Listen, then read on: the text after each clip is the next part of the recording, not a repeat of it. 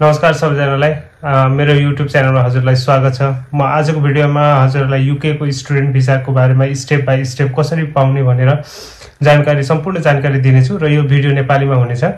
यो भिडियो अत्यन्तै नै महत्त्वपूर्ण हुनेछ। जो युके पढ्न आउन चाहनुहुन्छ र उहाँहरूको लागि यो पुरै नै फुल इन्फर्मेसनको प्याकेज हुनेछ र म हजुरहरूलाई रिक्वेस्ट गर्न चाहन्छु कि हजुरहरूले यो पुरै भिडियो हेरिदिनु हुन विनम्र अनुरोध गर्दछु। र अब म हजुरहरूलाई विस्तृत रूपमा स्टेप बाइ स्टेप कसरी यो स्टुडेन्ट भिसामा एप्लाई गर्ने र के डकुमेन्टहरू चाहिन्छन्, यसको लागि कति पैसा फन्डको आवश्यक हुन्छ, के रिक्वायरमेन्ट हुन्छ, तपाईको क्वालिफिकेसनमा कति पर्सेन्टेज हुन्छ, पिटी स्कोर कति चाहिन्छ र के कुरा चाहिन्छ भन्ने कुरा भन्दाखेरि तपाईले पढ्न चाहने अब युके को कुन युनिभर्सिटीमा तपाईं पढ्न जाने हैन। अब त्यो गभर्नमेन्टबाट अब एप्रुभ छ कि छैन त्यो पनि हेर्नु पर्यो। त्यो टायर 4 स्पोन्सर लिस्टमा पर्ने युनिभर्सिटी छ कि छैन त्यो पनि हेर्नु पर्यो एकचोटी।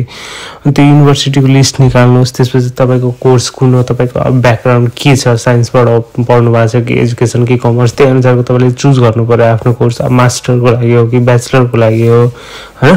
त्यसपछि तपाईले एमबी गर्ने, नर्सिङ गर्ने हो कि डेटा साइन्स गर्ने हो कि साइबर सेक्युरिटी के पढ्ने हो त्यो तपाईले डिसाइड गर्नु पर्यो। त्यसपछि तपाईले के गर्नु पर्यो भन्दाखेरि अब कुन कलेज तपाईले चुज गर्नुभयो त्यो कलेज युनिभर्सिटीको पोर्टलमा गएर वेबसाइटमा गएर तपाईले चाहिँ एप्लिकेसन हाल्नुपर्छ। अनि त्यो हाल्नको लागि चाहिँ तपाईले डकुमेन्ट के चाहिन्छ भन्दाखेरि एकाडेमिक ट्रान्सक्रिप्ट, पासपोर्ट, आइएलटीपी को स्कोर तपाईले के गर्नु भएको छ, अनि एसओपी र एलओआर चाहिँ तपाईले क्लास टिचरले दिनुहुन्छ र तपाईको क्याम्पसको चिफले एउटा दिनुहुन्छ। दुईटा एलओआर चाहिन्छ तपाईलाई। त्यसको अनि तपाईले त्यो गरिसकेपछि तपाई एप्लिकेसन हालिसकेपछि लाइक फेरि युकेमा चाहिँ एप्लिकेसन फी हुँदैन। जस्तै युएसहरुमा चाहिँ एप्लिकेसन फीहरु हुन्छ, अस्ट्रेलियामा एप्लिकेसन फी हुन्छ, तर यसमा चाहिँ एप्लिकेसन फी हुँदैन। अनि युनिभर्सिटीले तपाईको प्रोफाइल हेरेर कन्डिसनल या अनकन्डिसनल अफर लेटर दिन्छ। अनकन्डिसनल अफर लेटर पाउन साथ तपाईले सबै कागजात पूरा गरेको हुनुपर्छ पाउनको लागि चाहिँ। अनि त्यसपछि तपाईले चाहिँ कास्ट लेटर आउँछ, confirmation of acceptance for studies भनेर युके को भिसा आवेदन मुख्य कागज भनेकै कास्ट लेटर जुन तपाईलाई यहाँ इमिग्रेसनमा पनि चाहिन्छ युके आउँदाखेरि। अनि कास्ट प्राप्त गरिसकेपछि तपाईले ट्युसन फीको केही भाग भुक्तानी गर्नुपर्ने हुन्छ जुन लाइक अब त्यो तपाईको अफर लेटरमै मेन्सन भएको हुन्छ त्यो चाहिँ। अनि त्यसपछि तपाईले त्यो पैसा चाहिँ कास्ट लेटर पाएपछि जब पे गर्नुहुन्छ त्यसपछि तपाईले चाहिँ अब बैंक ब्यालेन्स प्रमाण देखाउनु पर्ने हुन्छ, अदरवाइज तपाईले लोन देखाउनु पर्ने हुन्छ। तपाईको चाहिँ अब कम्तीमा पनि 28 दिनको बचत सेभिङ देखाएको हुनु पर्यो, अदरवाइज तपाईले लन्डनको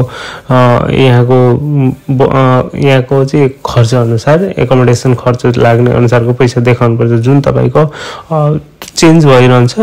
तर अहिलेको फ्रिक्वेन्टली चाहिँ 14,483 जति छ, तर त्यो चेन्ज भइरहेको हुन्छ त्यो चाहिँ। अनि त्यसपछि तपाईले चाहिँ आईएचएस शुल्क तिर्नुपर्छ जुन यहाँको इन्स्योरेन्स हुन्छ त्यो चाहिँ तिर्नुपर्छ तपाईले।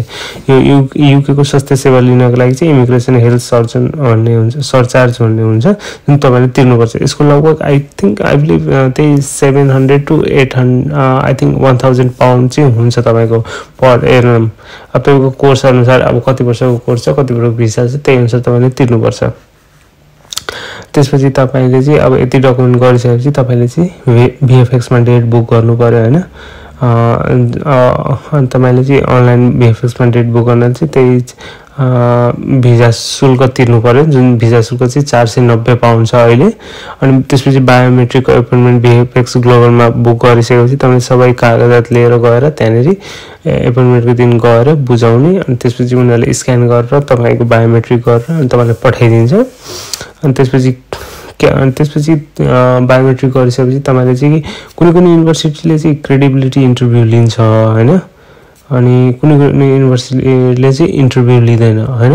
अब तपाई कस्तो युनिभर्सिटीमा पढ्नु भएको छ, अब इन केस तपाईको कास्ट लेटर दिनुभन्दा अगाडि नै इन्टरभ्यु भएको छ भने ठिकै छ, त्यस क्रेडिबिलिटी इन्टरभ्यु आउने चान्स धेरै कम हुन्छ। इन केस तपाईले इन्टरभ्यु छैन डाइरेक्ट कास्ट पाउनु भएको छ भने तपाईको इन्टरभ्यु मेबी आउन सक्छ जुन चाहिँ तपाईले एसओपी को अनुसार नै प्रश्न हुन्छ। तपाईले एसओपी मा जे लेख्नु भएको छ त्यही अनुसार उसले क्वेशन तपाईलाई सोध्छ। त्यसपछि तपाईको लाइक भिएफएक्स मा तपाईको नर्मल छ भने नर्मलमा बुक गर्नु भएको छ भने चाहिँ मिनिमम चाहिँ 3 डे वर्किङ डेज मिनिमम चाहिँ 1 वीक 2 वीक लाग्छ, अदरवाइज त्यो 3 दिन 48 घण्टामा पनि भिजा आएको हुन्छ। मेरो साथीको एउटाको चाहिँ लाइक नर्मल गर्दा पनि उसको 3 दिनमा भिजा आएको थियो। चाहिँ तपाईको अब आफ्टर 2 वीक्स या कति दिनमा तपाईको चाहिँ भिजा को रिजल्ट आउँछ। त्यो चाहिँ मिनिमम 2-4 हप्ता लाग्ने हो, त्यो बढी लाग्दैन हैन। अनि त्यसपछि चाहिँ तपाईको फ्लाइट र एकोमोडेसन र बीआरपी कलेक्सनको तयारी, तर बट अब चाहिँ बीआरपी हुँदैन लन्डनमा। तपाईले चाहिँ ई भिसाको लागि एप्लाई गर्नुपर्छ, जुन तपाईको कन्सल्टेन्सीले नै भन्छ कसरी एप्लाई गर्ने। अदरवाइज तपाईले आफै पनि गर्न सक्नुहुन्छ पोर्टलमा गएर। त्यसपछि तपाईले चाहिँ यो लाइक एजेन्ट बिना नै यो प्रक्रिया गर्न सक्नुहुन्छ। एसएपी पनि राम्रो लेख्नुपर्छ, एलएसपीटी तपाईको समयमा दिनुहोस्, अनि फाइनान्शियल डकुमेन्ट पनि राम्ररी मिलाउनुहोस् हैन। अनि युके पढ्ने सपना पूरा गर्न अब तपाई तयार हुनुहुन्छ। भिडियो मन परे लाइक शेयर सब्स्क्राइब गरिदिनु नबिर्सिनु होला। अर्को भिडियोमा फेरि भेटौँला। धन्यवाद, थ्यांक यू सो मच। तपाईले कुन कोर्स र युनिभर्सिटीलाई योजना बनाउँदै हुनुहुन्छ कमेन्टमा भन्नु होला। Keep watching, keep support. Thank you so much guys. Bye.